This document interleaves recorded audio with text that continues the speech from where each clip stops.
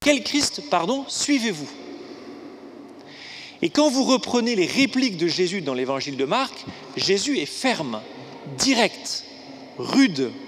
C'est pas du tout le Jésus sympa, comment tu vas, machin. Il fait des réponses lapidaires à ses disciples, et quand vous prenez le temps de lire l'évangile de Marc, c'est déprimant.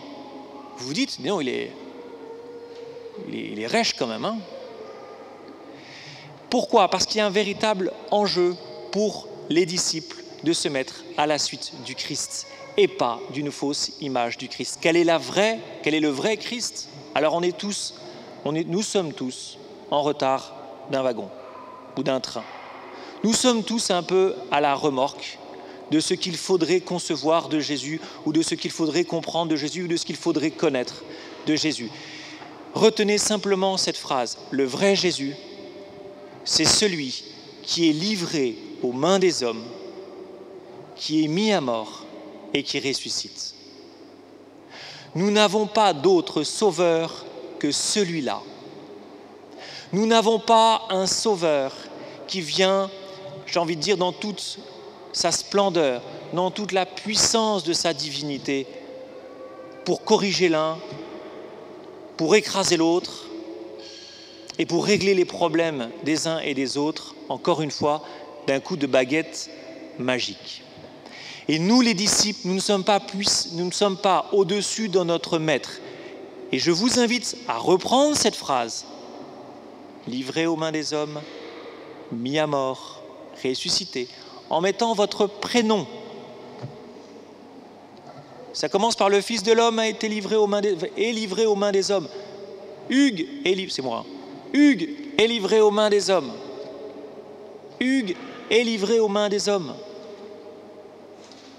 Chacun d'entre nous, nous sommes livrés aux mains des hommes parce que nous sommes les disciples du Christ. Parce que nous sommes les disciples du Christ, nous sommes à notre tour et avec Jésus livrés aux mains des hommes. C'est impossible par nos seules forces.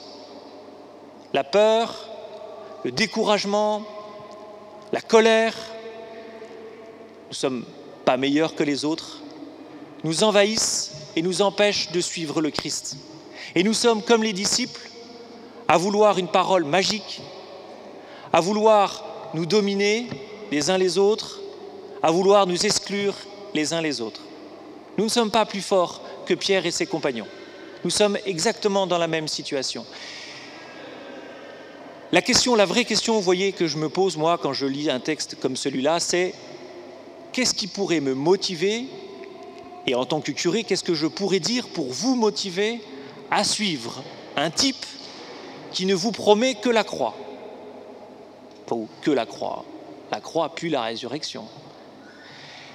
Qu'est-ce qui pourrait nous motiver à suivre ce type-là? Rien. Mondainement, humainement, rien. Tout s'oppose à la logique du monde avec le Christ. Seul l'Esprit Saint peut nous donner cet talent, cette envie, cette motivation, cette énergie, ce dynamisme pour nous mettre dans les pas du Christ, pour nous laisser, avec le Christ, livrés aux mains des hommes qui potentiellement peuvent nous tuer physiquement, matériellement. Seul l'Esprit Saint, ce qui signifie, frères et sœurs, que nous devons instamment prier l'Esprit Saint, que nous devons tous les jours prier l'Esprit Saint. Alors je vous propose ceci comme effort. Vous avez vu, vous avez une nouvelle feuille de messe, vous pouvez même marquer ce que je dis, tout ça là, si vous arrivez à me suivre. Vous pouvez même marquer un effort. Donc un premier effort que je vous propose, alors il y en a d'autres, donc vous n'êtes pas obligé de tous les prendre, mais enfin voilà, celui-là, toute la semaine, tous les jours de la semaine, vous vous levez et vous priez l'Esprit Saint. Vous n'avez pas de prière à l'Esprit Saint, eh bien vous vous en composez une, ou alors vous reprenez le refrain d'un chant que vous connaissez, vous allez sur Internet, vous téléchargez une prière à l'Esprit Saint. Tous les jours, tous les matins, vous demandez à l'Esprit Saint d'habiter votre cœur pour que ce jour-là, vous soyez capable de suivre le Christ qui vous emmène d'une certaine manière jusqu'à la croix. Le deuxième effort que je vous propose, c'est de faire cet acte de foi, que Jésus a besoin de vous et que Jésus passe par vous tous les jours. Un peuple de prophètes, nous est-il dit dans la première lecture. Un peuple de prophètes, c'est un peuple qui a reçu l'Esprit Saint, qui appartient au Christ et par lequel le Christ agit. Je peux agir au nom du Christ. C'est pour ça que quand je n'agis pas au nom du Christ, je suis profondément un contre-témoignage et un scandale pour ceux qui m'entourent. Donc, deuxième chose, faire cet acte de foi. Troisième chose, frères et sœurs, accepter de me convertir. Vous savez ce que donne l'Esprit Saint ? Je vous avais déjà cité les fruits de l'Esprit Saint. Galates, la lettre aux Galates 5, 22, les fruits de l'Esprit Saint. Je vous en donne quelques-uns. La douceur. Demandez la douceur. Laissez votre cœur se convertir pour devenir doux. La bienveillance. La bonté. La charité. La paix. Ce sont ce qu'on appelle des fruits de l'Esprit Saint. L'Esprit n'agit pas en nous de manière magique. Il nous demande notre acquiescement. Il nous dit, est-ce que tu veux, par exemple, est-ce que tu veux pardonner à un tel qui hier t'a fait du mal parce qu'il a dit ceci, qui t'a blessé, etc., etc., etc., etc. C'est ça les invitations de l'Esprit Saint. C'est cette conversion-là qu'il nous demande. C'est ce changement-là qu'il nous demande.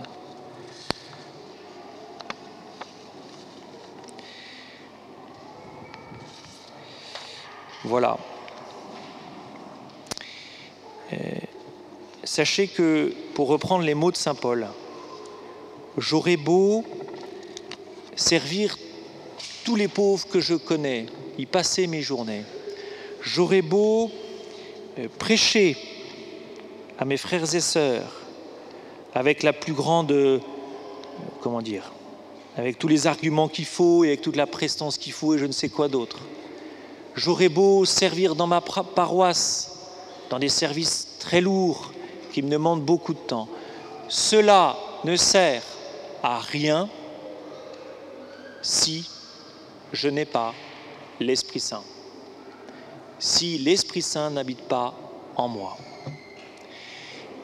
Et je ne connais pas d'autre moyen pour recevoir l'Esprit Saint que la prière. La prière à l'Esprit Saint, je vous en ai parlé, et je vous rappelle ce que je vous demande, et ce n'est pas optionnel, si je puis dire, de prendre 1 heure d'adoration par semaine. Ça peut être en 1 fois, ça peut être en 3 fois, ça peut être en 4 fois, ça peut être en 2 fois. Calculez le nombre d'heures que vous avez entre 8 heures et 23 heures pendant 7 jours. Et je suis sûr que vous trouverez que 1 heure d'adoration, en comparaison de toutes ces heures, ce n'est rien du tout. Et pourtant, combien c'est difficile, je le sais, et c'est pour ça que je vous le redis. Prenez, choisissez, mettez ça dans votre calepin, dans votre agenda, 1 heure d'adoration par semaine. 1 heure devant Jésus pour que Jésus touche et convertisse votre cœur. Amen.